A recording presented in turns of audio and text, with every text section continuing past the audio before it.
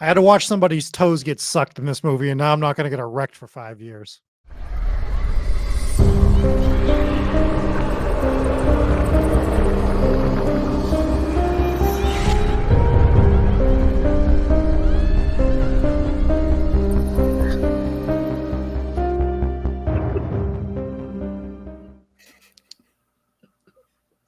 Welcome in, everybody, to Hometown Ghost Stories horror movie reviews. I am your host, Rob Coakley. Joining me, as always, is Dave Wilkins. Horror movies are supposed to make you uncomfortable, and that was a great fucking scene. Yeah, they found a way, for sure. And I'm also joined, as always, with Jesse Wilkins as well. You know what? I said that we're cursed with a ton of bad Rob jokes to kick off the next few episodes, and you proved me wrong. So you made me laugh. That's a first. It's the first time for everything. Well, today we are covering the movie Talk to Me. One we probably should have done a few months ago, but we had so many movies to get to. I'm glad we're finally covering it. Before we start talking about this movie, Dave, can you give us the synopsis, please, sir? I can. Talk to me. When a group of friends discover how to conjure spirits with an embalmed hand, they become hooked on the new thrill and high-stakes party game, until one of them goes too far and unleashes a terrifying supernatural force. So this movie was done by YouTubers, right? These twins named Danny and Michael Philippou. I believe they're twins. Don't fact check me on that. Pretty sure. And this was their debut horror movie, feature-length film. And I think that's pretty cool. A24 picked it up. A24 movies are, in my opinion, pretty hit or miss. But when they hit pretty hard. And this one, I think, is one of those that hit pretty hard. I thought this movie was very well paced. I thought the characters were really well developed, which is an important thing in a movie where you're potentially killing characters off. Because when they're well developed, you actually give a shit about them. So when the kills happen, they don't feel just empty. They actually carry weight. And I thought that the writers and directors did a really good job with both of those things. This story had a lot of depth. It was kind of a complex story, but it wasn't overly complex or convoluted. I thought it all flowed really nicely and fit together really well at the end. And I thought that it was pretty well acted for the most part as well, which is grounds for just absolute success. And I think this was a very shocking, at times very terrifying, very dark and tragic movie. And I thought it was excellently done. Yeah. And just before we go any further, Dave, you did a great job getting through your review without spoiling it, but we are going to be spoiling this movie. So it is a bit newer. If you haven't, you're going to want to watch it, then come back and finish this review. But just, the warning has been there for you. Yeah, because it is a newer movie, so it is important to throw it out there that we will be spoiling it, as we do on all of our horror movie reviews. So this movie was fun. It was fun from start to finish. I love the concept. The acting was great. Like you said, Dave, these directors, for them to actually come out and put out something this solid as their first, basically their debut feature-length movie, was impressive. Because if you've seen some of their older YouTube videos, you'd be like, okay, I don't know what you're going to get done here. I don't know how it's going to go, but the one with the clown is one of my all-time favorites. they have some stuff. I mean, their channel is full of stuff that you would watch and you'd say, this is entertaining, but I don't know if these guys could pull off a real scary movie. And they did. And this movie was fun. It was a concept. I mean, a lot of times when you mix like the social media angle into some of these newer movies, it's kind of just cringy to watch. And you're like, okay, cool. It's a social media movie, but it played a role in this where they were basically doing like the Talk to Me challenge, and they're posting it up on social media and it's blowing up and people are like, it's fake, it's fake, it's fake, it's real. I'd try this and it's not real. But I mean, the second that you watch this ritual take place, basically the concept is, if you haven't seen the movie and you're fine with us spoiling it, is they have this like ceramic hand that's pretty creepy looking, and you just kind of shake hands with it, or you hold its hand, and it sends you into this state where you're greeted by a ghost, and this ghost comes and talks to you, and it's a terrifying looking ghost. So we had discussed this actually on our last few episodes about ghosts appearing in their final form, and this is what it probably is these ghosts appearing in their final form, how they died. And some are more terrifying than others. Some are pretty disgusting. And the idea is you could only hold this hand for, what was it, like 60 seconds or whatever? 90 seconds. 90 seconds. And you don't want to go any more than that, because then you could basically welcome in a possession. And as long as you kept it under that, you're going to freak out. Nobody really knows what you're going to do. The way that they did this was absolutely nuts. I loved it. I thought it was cool. It had just the right pacing, like you said, where you're not getting too much early, and it made sense as to why things got out of control. And basically, the main character in this movie, who absolutely crushed this role, she had recently lost her mother, and the spirit that came through to talk to her, she thought was her mother. Very well may have been her mother. We never really got that, but you Wasn't her mother. hints along the way that it was something demonic pretending to be her mother, which ended up being something absolutely evil. Unless her mother was just absolutely secretly evil in real life, it was not actually her mother that she was. No, this movie left some things open for interpretation, and they had some ambiguous messages in it, but it was clear that that was definitely not the spirit of her mother. That was something dark appearing, like you said, as her mother to try and trick her, because their goal was to get the little brother. Right. And you can understand where she's coming from, where she just wants some sort of connection and some sort of closure with the loss of her mother. So when she finally gets to have that conversation that she's obviously been dreaming about having since her mother unfortunately passed away, she starts having those conversations. She doesn't want to let go. And that's exactly where this movie begins to spiral out of control. Yeah, I think another thing this movie does well, because I agree with you guys on pretty much every single point you've brought up, so not to be redundant, one thing this horror movie does that it does better than 90% of other horror movies is the teenagers acted like teenagers. And they looked like teenagers. And as I'm watching it, I'm like, okay, if we had the ceramic hand, we would definitely use it. We probably wouldn't be posting it on social media quite as much as they are. But if we were 16, 17 years old, we would 100% would be posting it on Snapchat. We'd be posting it on Instagram. Like, you'd be going live on YouTube with it as a 16, 17-year-old. For sure, you would be doing it the way they did it. So I thought that was kudos to them, because you watch all these horror movies and you're like, this isn't how teenagers act.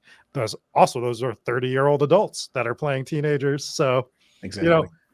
We still had a few of them that looked a little bit older, but for the most part, they played it off well.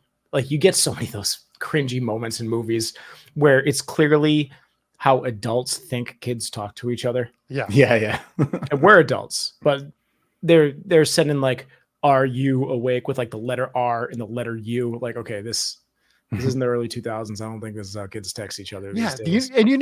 Okay, so let's just go on this side rant. The reason why that was invented was, remember, we used to have to like press the 3 button 3 times to get to a C or something. That's why there was the RU and the shorthand. Nobody does that anymore. Because it's not easier. Autocorrect's just going to come in and be like, that's not what you mean.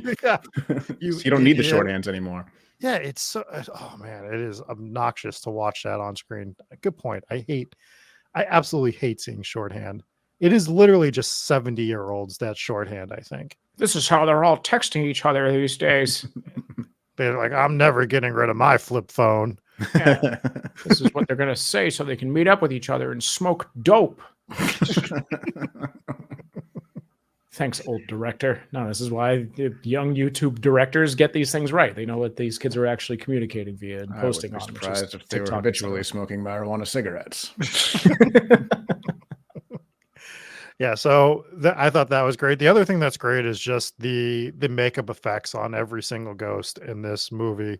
And every single makeup effect in this movie was phenomenal. Really well done. I think it was all practical effects. I didn't look into it, but if it wasn't, then whatever they did CGI, you couldn't even tell at all. But it seemed like it was all practical effects. And God, some of that stuff was really tough to look at, is what I'm going to say. And that's a good thing. It's a good thing that they made the movie uncomfortable. Pacing. I know you guys have already talked about it, but God, is this almost a perfectly paced movie? Flawlessly paced. With your highs and your lows, and the time for it, just everything about, like, chef's kiss on that, like, so well done. I love that it's a new spin on an old idea, right? This is your classic possession exorcist style movie conceptually, but done completely different. They found a different way to have the characters be possessed, see the ghost and everything like that. So really well done, making it feel brand new. I mean, it is brand new. It's a different idea, but you know, ghosts, how many ghost movies are there? Here's a whole new way that you have to see the ghost. So I just, I really like the concept. I like the creepy little arm that you have to use. Mm-hmm. The candle is another chef's kiss. Just the way that they set that up to end the movie as well. So well done. One of my favorite movies we've watched that has come out recently for sure. It really is good. It's in my top 3 for the year of 2023, which maybe we should release a special 2023 horror movie recap of our top favorite movies at some point. But I really liked the unique way that they lined up the story, basically. So you had the very beginning and you had Duckett, very opening scene. Duckett in his room and his brother's trying to break the door down. They're at a house party and he opens the door and you see this kid with big slashes on his back. And then they come out and Duckett ends up stabbing his brother and then stabbing himself in the face, which was a very shocking scene.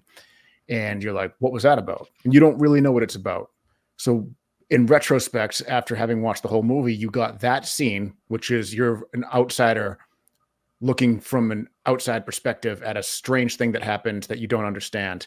And then the rest of the movie is a POV of your main character, Mia, and you have an inside POV look of her, of what she's seeing that makes her act the way Duckett acted, right? You're seeing what she's seeing. Right. You see her in their house with the father, what she thought was her father, and he's slamming on the door, and it's actually like a demon version of her father while her real father's in the other room. And then she thinks it's a demon and she stabs him in the neck with scissors.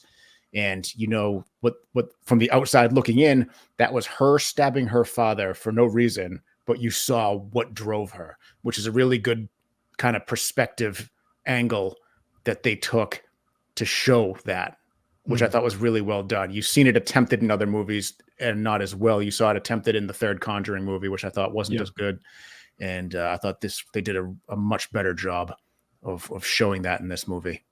In fairness, the fucked up thing with the third Conjuring movie thing was that was what actually allegedly happened in real life, with a real murder and a real result in somebody dying for a real manslaughter, allegedly. But that was with the Arnie situation. It was pretty cool. I mean, obviously the ending was shocking. That opening was shocking. But man, you knew it was coming. But when the kid Riley gets possessed and they can't get the hand away from him because he's basically, this was the moment that the demon was waiting for.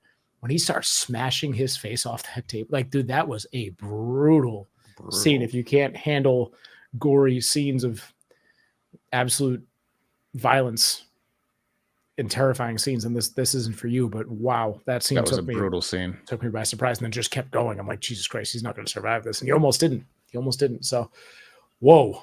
Yeah. I even had an eyeball thing in there, and I don't do well with the eyeball stuff. It's like one of the things that I'm like, I don't want to watch the eyeball get ripped out.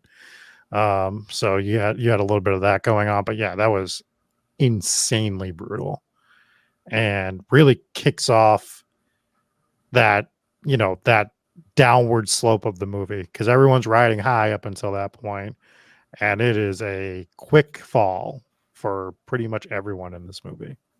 I want to talk about some of the potential messages that were in this movie, because I think, well, a lot of movies, especially A24, are not necessarily allegories for narratives or whatever, or messages that they want to push, but they do have them in there subtly, and they never really come around and explicitly point out what their message is, but they definitely suggest different things.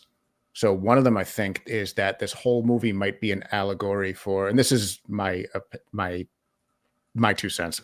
This isn't like a popular theory. It's just something that I thought of as I was watching it. It almost feels like it might be an allegory for technology and the younger generation of kids right now that are addicted to technology to the point where it's detrimental to their health. So this movie, you had the way that they did it was they had this hand thing, and the kids, they did this ritual, but it wasn't just like a scary ritual that was like, ooh, that was scary. They got hooked on it. They kept having more and more parties, and everyone wanted to turn at it because it was such a rush. And there was one scene in the movie where they're taking turns ad nauseum, just over and over and over and over, and again, using it. And it did kind of feel like that was something in and of itself. And I do think that might have been an allegory for the younger generation and technology. They get addicted to it, and then it actually has a massive adverse effect. Well, it also played a role in the movie. I mean, they were doing it over and over again, not just because they were experiencing it, but also because what they were posting online was going viral, and they're getting all these live viewers on TikTok and stuff like that. So right. And in that very opening scene with Duckett and his brother, they made it a point for when he came out of the room with Duckett and everybody had their phones out. He's like, put your fucking phones away. What are you doing? Like that. So I do think that they were trying to send a message about technology. Mm-hmm. Yeah. Well, the other gotta get these damn kids off YouTube, according to the YouTube directors. Yeah, I know. Well, maybe not then, right? Maybe not. But it did kind of feel like that. And the other possibility is I mean, the more obvious one might have been, it could have been an allegory for drug use, because that would have the same addictive. But I lean more towards the technology. I agree. Could have been neither. It was impressive the way that they pulled off this movie with, directors that weren't really movie directors yet, and then a bunch of actors that have done stuff, but nothing like too crazy. The only real like actress that I recognized in this was Miranda Otto from the Lord of the Rings movies. So that was, but other than that, I mean, for them to pull this off, I mean, everybody absolutely crushed this. There wasn't too many people in this movie that I watched. I'm like, well, I could see less of this person on screen, but overall, I thought Mia's mother wasn't great. Oh, that's the only one. You're right. She wasn't fantastic, but she also was trying to act better. Good point. Well, I was going to bring up the point that she was trying to act like she was her mother while still having kind of a "I'm not really your mother" side story to it. But at the same time, it's like that's still the act that you need to roll. The role that you need to act. So, right. Yeah. I think if you notice that the acting is off, that means the acting is off. Because I didn't notice it in anyone else. Correct. Can we talk about the kangaroo? Yeah. Because usually I don't have to Google this stuff, or I'll wait to Google it after I have like my own interpretation of what they're going for with the meaning of it. I thought it was pretty obvious. Wow. Okay. Well, fuck me then. What is your interpretation of the kangaroo? She she saw the kangaroo dying, and she had a chance to put it out of its misery, and she didn't, and she regretted that. And that came around full circle when she had it. Then when she wanted to put the little brother out of his misery, and she remembered the kangaroo even showed up again in that right before that. And she was like, I'm not doing this again. I know what he's doing. He's suffering. I'm going to end it. But she didn't. Rude. But she tried. No, she didn't. She tried herself instead. No, her sister ran in last minute. They cut away, so you don't know exactly what happened. All you know is you cut away and you hear the car accident. But the sister was right there with the brother. I assume the sister shoved her into the traffic. Oh, see, I just assumed that she just ended up wandering in the street without pushing her. Same. Yeah. No, the sister came in and saved it last minute. I don't agree with you. That's not my interpretation of the movie. That's not what a kangaroo would have done. I mean, that ties the whole kangaroo thing together. Otherwise, what the fuck was it? It doesn't tie the whole kangaroo it's so thing. Oh, but when I tie kangaroos together, I can't go to the zoo anymore.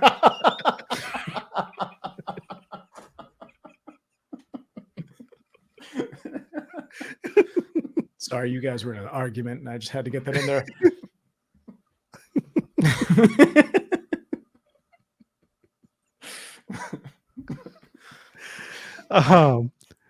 Well, here's my problem with it, Dave. I understand that's what they're going for, but her hesitation, because my interpretation is she doesn't kill him. She doesn't try to. At the last minute, she ends up throwing herself into the traffic somehow, and he ends up hopping into sorry. He ends up being fine. So she was wrong. If she would have killed him, she would have been wrong, because he wasn't. Absolutely, she would have been wrong. I wasn't saying that she was doing the right thing. I'm saying she was doing what she believed was the right thing in that scenario. I might have to watch. I've seen the movie twice, but I might need to watch that ending again, because I don't think it. I think that we're having this debate makes it show that it doesn't register well enough. Maybe it wasn't clear enough what they were going for. Not that you have to like jam it down somebody's throat, like what you're trying to go for, but this might be a little too ambiguous. Right? I Here's don't my- think. I here's don't my think only it is. issue I with think. I think you're missing it. I think it was clear. It didn't. I'm not trying to be a dick. Like I watched the movie, I think 3 times actually. But Oh, wow, well, you watched it one more time than me. Good. Well, what I was saying is like I got it the first time, I got it the second time, I got it the third time. It was just I thought it was obvious, honestly, and I didn't have any other second thoughts about it only until issue you I brought it have up, which I'm with still not the- having second thoughts about it. But this is the first. But Jesse also saw it the way I saw it. So like, I Did he? mean, yeah, Oh, we he- were agreeing on what we saw. Yeah, None of it- us saw anything. It was a cut. They cut away. Right. But no, my first assumption was she decided to kill herself by walking into traffic instead of killing the boy. Yeah. And well, I mean- that was kind of what I gathered from it. Well, the sister ran in and was there with him at the end. Right. So Yeah. It cut away for this reason, for people to debate about what may have happened at the end. I'm just saying what it struck me as when I saw it. I only watched it once, but it was recently, so that was where I was at there. The only problem that I had with this end scene was her goal was to kill the kid, right? Mhm. Instead of just smothering him with a pillow or using any of the sharp instruments or drugs readily available in every single room of that hospital, her first thought was, let me wheel him out of the building, down the street, down this hill, into traffic. yeah, I agree with Whatever. that. But at the same time, it's like there's a whole lot of ways to get it done inside there. There's stairs. He's in a wheelchair. That's what I would have done. Yeah. Do I Might not have fantasize worked. about it? No. This kid's clearly pretty resilient to trauma. Yeah, he did pretty good. Yeah, I don't think I agree with you, Jesse. There's so many other ways to go about this other than trying to get him to the freaking freeway. It does seem a little far-fetched. I would have definitely done something in the hospital. You have to use the hospital. I can see not using the pillow in the room because there's the window there and someone could be walking by, but Yeah, but you're wheeling him out to a highway. You're not worried about that's my people point. not seeing it. I'm Yeah. not disagreeing. Okay. It's a fair point. I just think with that one particular room, I would just wheel him to another room that's like more secluded or something, or find something, bring him to the bathroom, right? Like something. I mean, you're in that moment, if she was a sane person, which sane people don't typically kill people, but if she was just trying to kill him, she wasn't trying to kill him and get away without getting caught. So all of this, maybe getting caught in the act before you've actually killed him, but he seemed like he was pretty easy pickings there at that state of life that he was in. I would say so. Mm-hmm. All right, Dave. Let's What talk else do you about want to say we're wrong about? You are wrong about that one, but I don't know. but even if you're not wrong about that one, even if she did bail last second, that doesn't really change anything. Well, doesn't it though? Well, it's just you had the kangaroo scene, and you know that stuck with her. The scene's in there for a reason, and the same thing, the same situation presents itself again at the end of the movie. Like it's obvious what they were doing there, and whether or not she followed through with it at the end doesn't really change the fact that she made that decision to wheel him out there to put him out of his misery, like that kangaroo, like what she wished she did with that kangaroo. Yeah, because I guess second maybe. True. Maybe Yeah, she was because saved by the sister. if you think about it, if she was just planning on killing herself, why did she wheel him all the Why way did she towards bring the him? edge? Right. You know, just to Well, like, hey, look at because this. she didn't have the nerve, and with the kangaroo, she got ready to run him over, and just didn't have the nerve to do it. So let's say that's what happened. They're showing this. They're showing her thought train. They're showing her train of thought. That's what the meaning behind the kangaroo was. It was that she couldn't put the kangaroo out of its misery, and she wanted to be able to try it again with the little brother, and she still wasn't able to follow through with it. But it's the same story. It's a parable, basically. But that's Well, that's why it's different though. Like that. So that's my interpretation of it. If she actually did try to go through with it, that shows that she was able to overcome it this time. Like, so it is two different things. But when she doesn't actually follow through with killing him, if she was trying to kill him, it just makes it more confusing. You know what I mean? What most therapists and doctors say is if you're too afraid to put roadkill out of its misery. Try a human.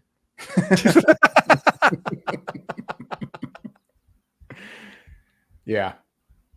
Fair. Yep. Fair point. Yeah, so we can agree to disagree on that one, but let's talk about the very ending. I think the way this movie ended with her on the other side of the seance there Mhm. is possibly the best horror movie ending since The Mist. It was so good. I liked this better than the ending of The Mist. Oh no. Ending of The The Mist is bothered the me. best. It still bothers me to this day. Yeah, because it's effective. It's That's the why best it's so horror- effective. It is best effective. ending in horror. Yeah, it is effective, but it was like, oh, Jesus Christ, you could have done that on day one. We're not talking about The Mist. We're talking about this movie.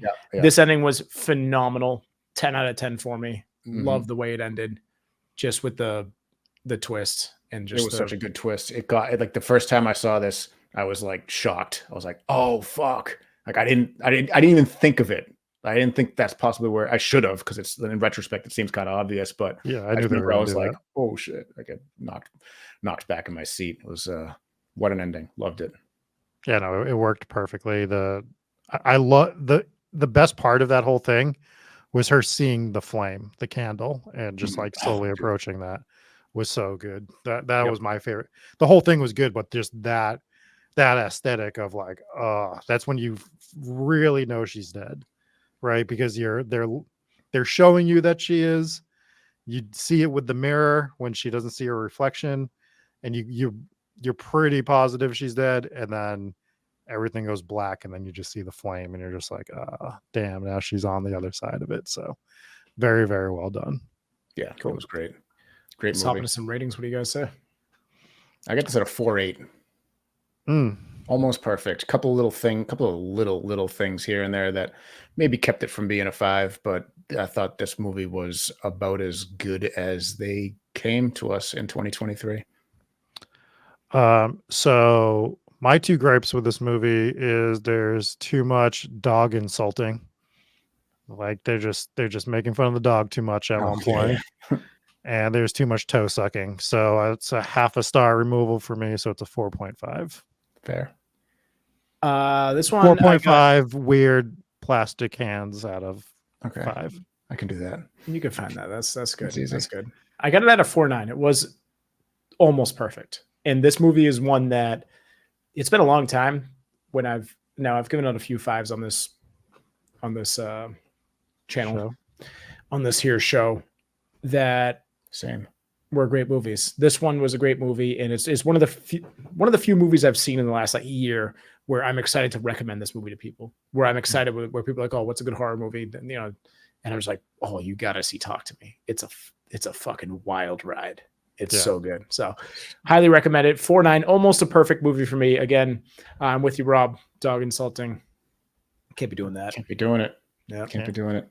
but that's not the only reason. I mean, some things could have been a little bit better. The most important ghost in this movie was the ghost mimicking the mother of the main character. And if she's not phenomenal, then it's just not going to fully work. She was still good and her makeup was creepy, but not the best actress or not the best acting performance from that actress in that scenario. So that's probably my only gripe with this movie.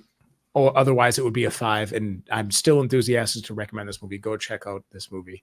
It is fun. I'm actually hopeful for a sequel for this movie. They're doing it.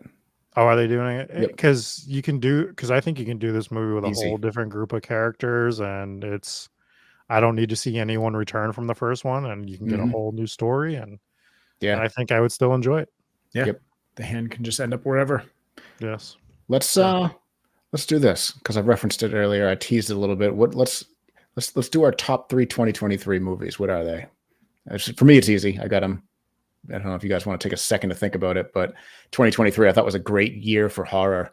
We wondered if it was going to be able to follow 2022 because 2022 was iconic for horror, one of the best years in horror that I can even think of. And then 2023 came in probably just as strong, if not better.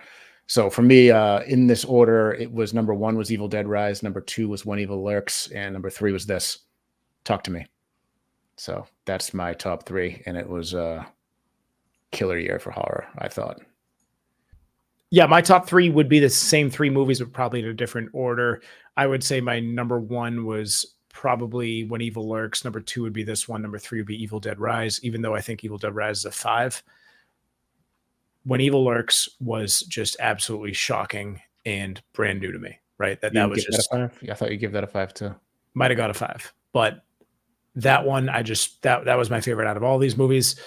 Number 2 would be this movie because again, it's one where like I'm excited to tell people to go watch this movie. Family, friends, people listening to this show, like it's got to be a good time. And then Evil Dead Rise up there too. I don't know if I would actually put them up in any specific order whatsoever because they were all awesome movies. So for me, I'm going to go with No One Will Save You as my number 3, just because I really thought that was different. Really enjoyed what they did with that movie. I'll go Talk to Me at number 2, and then I will go with Evil Dead Rise at number 1 because like it's just so much fun. Unfortunately, I wish I could have done some different ones, but I don't think 2023 was as strong as 2022. I thought we had some really, really good movies in the horror genre based off those 3 and 4 we just gave on the top. There's still a few that I want to catch that I didn't see from 2023, but 2022 was a tough act to follow. I'm not saying that 2023 was bad. I agree. Maybe just for quantity over the quantity of good movies in 2022 was far superior to 2023, but the quality of the movies that were good in 2023, I think that this top 3 for 2023 would be my top 3 if we were counting 2022 as well. Speaking of, while we're on the subject of movies that we've already reviewed, I went back and rewatched Thanksgiving the other night, and I don't remember what I ranked it, but I kept saying it's not a horror movie. It's not a horror movie. Yeah, I would amend that score if we were to review that again, which we're not going to review a movie twice. That'd be fucking insanity. But just because he wants to change his willy-nilly scores. I got to give it a whole other star. I went back. There were moments of tension. I had said that there weren't when we went to go see it. The problem was in the movies, everyone's laughing the entire time. And it really took you out of, is this movie scary whatsoever? Now, again, I wasn't scared watching the movie again. I'm super strong and brave.